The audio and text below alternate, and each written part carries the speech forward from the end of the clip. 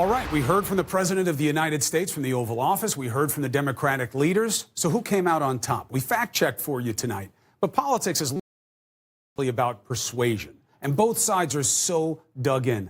How do we move forward and get out of this shutdown and get better policy for our border security? Let's bring in Ana Navarro, Luis Gutierrez, and Rick Santorum. It's good to have you each here. So what did you take away from tonight? Look, I think he wanted to sound softer and fluffier, a little bit more like Downy fabric softener on this issue than he has sounded extemporaneously. We didn't hear him say, we can keep the shutdown going for weeks and for months and, you know, for years if we need to. He was a lot more softer. I think he tried to show the empathy gene, which we have talked about him missing genetically.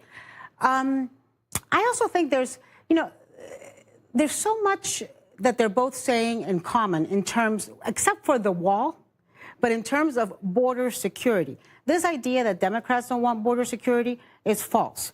And this idea that, you know, Democrats don't want to support things like drones, like technology, like more border agents is also false. And so if there is this much commonality about border security, but for the wall, for the love of God, get together on what you agree on and open up the government because people are hurting. The president put the wall last. Even he didn't call it a wall. He called it ball. He said the Democrats want to call it a steel barrier, so it will be. That may not be accurate, but it was a shift. Do you think what the president said tonight increased the chances of bringing Democrats to the table? I didn't pick that up in the Democratic leader's remarks, but that's what was said publicly. No, I don't think so. I think, if anything, Senator Santorum has made a very compelling argument that the president is missing that gene, which is called empathy, which is called caring about other people. And today, so he really sounded very phony in his presentation to the American public. It wasn't the president of the United States out there saying, what are we going to build? To the cheers of the audience. Who's going to pay for it? Mexico, because we're going to keep those Mexican criminals, rapists, murderers out of the country. Now, he did refer to them and saying that the people coming, the fact is there is a humanitarian crisis. We should work together on that humanitarian crisis. Secondly, I just want to make it very clear. He tries to talk about politicians building walls, right? There are people in jail tonight because they have threatened my life and the security of my family. We don't have a wall in front of my house. What we have is cameras, technology, and lights, and lots of protection. And that protects. And you know what we also have? We have the fine men and women of the Chicago Police Department watching out for them. So we're using smart technology, right, in order to keep the family safe. Right. So I think that that is what we should. And Democrats have funded. Look, that bollard fence that's down there is now sounding more and more like I have never voted for one scintilla of fencing. That is not to say that I would. I'm not. Absolutely. That is not to say that if he came and said, "Hey guys, there's 2 million dreamers out there.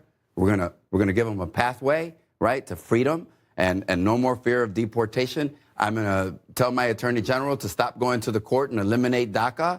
If he's going to say to TPS, Haitians, and others from Central America, you're no longer at risk of your legality in the United States, yeah. I think there is a place for us to reach a deal. But that's not the state of play, Rick. The state of play right now is end the shutdown, and we'll talk to you about all these other things. The president says it's a non-starter because I'll lose all my leverage. It is a non-starter. So where do we go? Nobody should do that. Look, I think anybody who honestly looked at what was said tonight, this was a win for the president, and on several fronts.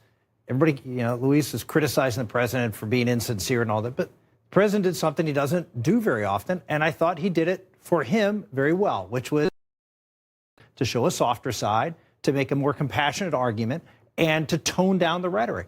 That's why I disagree with you that having him more, you know, spontaneous. This is not the spontaneousness we need from Donald Trump. We need this, the presidential Donald Trump. The Donald Trump who actually thought through this speech, worked with people, worked with his Homeland Security people, and put a presentation together. Right. You see, but here's the problem is his emotion when I was with him at this lunch today. Let me finish. The problem is that people don't buy it anymore. Let me just. I wanted to make 2 points. That was one. The second point is if you look at what he said, right, and what he's asking for, most of which Democrats support.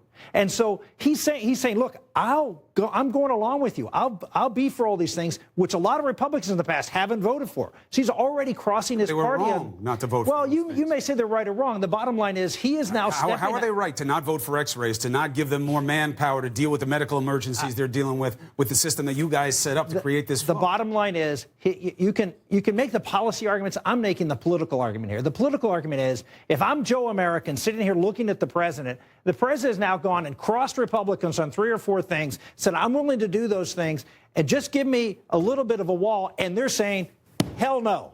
That doesn't sell in the long term. You say Trump's going to lose this argument. If the Democrats are going to say, you can give us the world, and we're still no because we're not giving you 1 inch of wall, the president's going to win this argument. I think it works both ways. But listen, I think here's the problem. When you have a president who lies consistently and pathologically, and then you see him scripted once every blue moon, you don't buy it. You don't believe him. You know he is scripted. And I think the majority of the American people have now come to understand that this is a lying president. He lied today. It's not inaccuracies. It's not facts and alternative facts. It is downright lies to try to make a political point. How do I know it's a political point? If it was a genuine national emergency, would he be fundraising, doing political fundraising off of it? He sent it to his email list today, asking to raise $500,000. You know how I know? Because Kellyanne Conway's husband put it on Twitter. The email that he sent to his entire mailing list. Trump that is derangement syndrome is not going to solve this. I mean, the fact that everybody hates Donald Trump is not going to get us through this problem.